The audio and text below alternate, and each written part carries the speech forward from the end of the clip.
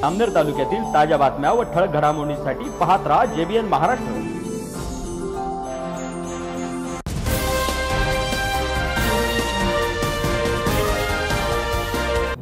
नमस्कार, मी विनोद चौधरी। पाहूया काही ठळक वृत्त।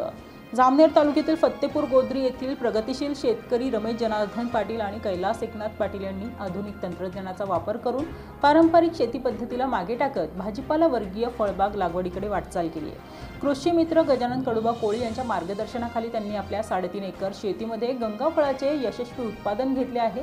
या प्रयोगातून दोन्ही शेतकऱ्यांनी सरासरी 4 ते 4.5 लाख रुपयांचे उत्पन्न मिळवले असून हे उत्पन्न पारंपरिक पिकांच्या तुलनेत अधिक आहे।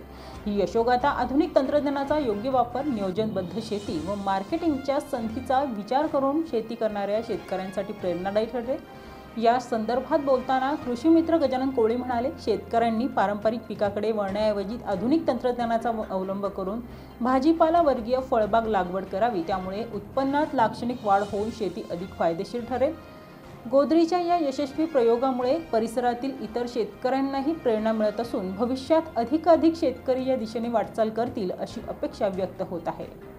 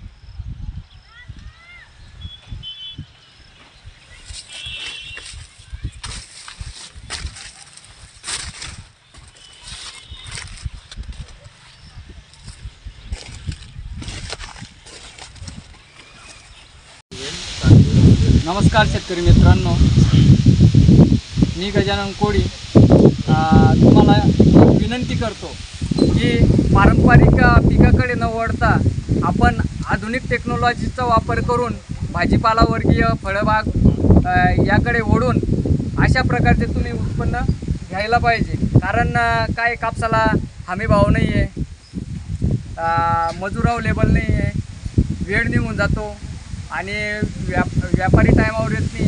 आज भाजीपाल्याला वाव आहे आणि माझं तरी मत आहे की शेतकऱ्यांनी याचे नवीन भाजीपाला फुलवर्गीय शेती करायला पाहिजे।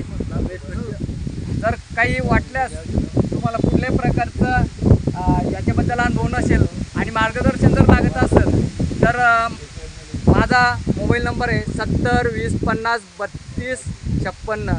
कधी तुम्ही मला कॉल करू शकता, मी या पिकाविषयी तुम्हाला माहिती देईल। धन्यवाद। मी नाशिकवरून आला असता या प्लॉटवर आलो, त्यांनी सांगितलं की आम्हाला कुठल्याही प्रकारची या पिकाविषयी माहिती नाही। मी त्यांना सांगितलं की काही खर्चाचं पीक नाही आहे, मी तुम्हाला वेळोवेळी मार्गदर्शन करतो आणि मी त्या प्रकारे त्यांना मार्गदर्शन केलं आणि आज रोजी हा 3.5 एकराचा प्लॉट असून त्यांना 35,000 रुपये खर्च केलेला आहे त्यांनी प्लॉटला आणि साधारणतः मला अपेक्षित आहे की हे 30 टनापर्यंत उत्पन्न यायला पाहिजे आणि आज आम्ही हा माल 15 रुपये KG म्हणजे साधारणतः 1500 रुपये क्विंटलनं हा माल दिलेला आहे. आज आपण जर तो हिशोब केला तर 30 टनाचा तर साधारणतः 4.5 लाखाचं हे उत्पन्न अपेक्षित आहे. आणि 50,000 रुपये आपण खर्च धरून चला. आज जे मजूर वगैरे आहे यांना देऊन समजून घ्या साधारणतः 50,000 रुपये आतापर्यंत खर्च केलेला आहे. आज मला तुम्ही सांगा की 85 दिवसामध्ये जर शेतकऱ्याला 4 लाखाचं प्रॉफिट होत आहे तर शेतकऱ्यांनी पारंपरिक पिकाकडे न वळता नवीन पिकं पण लागवड केलेली पाहिजे, हेच माझं मत आहे.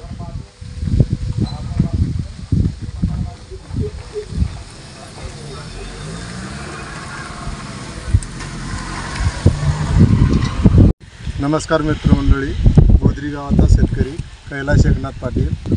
मीने डांगराची लागवड तारीख 2 मे रोजी लावलेली आहे. 10 बाय 5 वर अंतर केलेलं आहे आणि मला 35,000 रुपये खर्च आलेला आहे 3.5 एकर शेती करता. आणि मला 300 क्विंटल माल निघेनच 15 रुपये किलोनं मीनं माल दिलेला आहे शेतकऱ्याला, व्यापाऱ्याला. बरं, तुम्ही ही लागवड किती अंतरावरती केली आणि खतं आणि फवारण्या किती वेळेस केल्या? 10 बाय 5 वर अंतर लागवड केलेली आहे. खतं 2 डोस टाकलेले आहे. बरं, तुमचं फळ आता किती किलोचं अंदाजे तुमचं ॲव्हरेज दर धरता? तुमचं फळ आता किती किलोचं भरलेलं आहे हार्वेस्टिंग करताना? आमचं फळ आता 35 किलोपासून सुरुवात आहे तर 30 किलो फळ आहे आमचं. 30 ते 35 किलो तुमचं फळ अपेक्षित आहे. हां, ठीक आहे. याच्यातून तुम्ही शेतकऱ्यांना काय संदेश द्याल? शेतकऱ्यांना आता कपाशी लागवड करायपेक्षा ही इतर पिकं फळ वेगळं याच्याकडे भाजीपाल्याकडे जर वळले तुम्ही तर तुम्हाला 2 पैसे नक्कीच मिळतील बा. आणि आता 85 दिवसामध्येच पीक निघून आलं आहे. म्हणजे तुम्ही आता 3.5 एकरामध्ये ही लागवड केली डांगराची. हो, तुम्हाला खर्च 35,000 रुपये आला आहे. यातून तुम्हाला निव्वळ नफा किती अपेक्षित झाला आहे? नफा मला आता 4 लाख रुपये नफाच निघून आला ना. 15,000 रुपये मजुरीचा खर्च काढून घ्या, अजून 50,000 रुपये आमची मजुरीचा खर्च धरा पूर्ण. 4 लाख रुपये आम्हाला 2.5 महिन्यामध्ये कोण देऊ राहिलं, कोणचंच माल भेटणार नाही कुठेच. बरं, यावर काय रोगराई येते का काय, असं तुम्ही काय फवारे घेतलेत? तिच्यावर बुरशीनाशकचे फवारे घेतले, कीटकनाशकचे फवारे घेतले, बाकीचं कोणचंच आटिक येत नाही तिच्यावर. या बातमीत इथेच थांबूया. ताज्या अपडेट्ससाठी www.jbnmaharashtra.com या आमच्या वेबसाईटला लॉग इन करा. तसेच यूट्यूबवरील आमचे व्हिडिओ पाहायला विसरू नका. आणि गुगल प्ले स्टोअरवरील JBN न्यूज ॲप डाउनलोड करून JBN Maharashtra news channel live पहा. नमस्कार.